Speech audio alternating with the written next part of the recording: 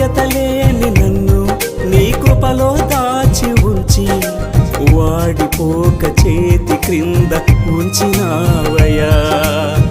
దారి తప్పియున్న నాకు త్రోవ చూపి రక్షించావు, దారి తప్పియున్న నాకు త్రోవ చూపి రక్షించావు.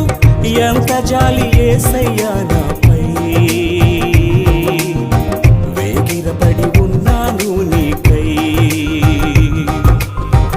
ఎంత జాలి యేసయ్యా నాపై,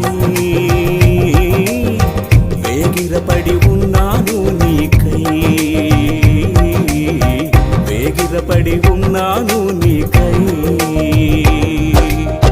ప్రభువా నీ సన్నిధిలో నాకెంతో ఆనందం, సంతోషం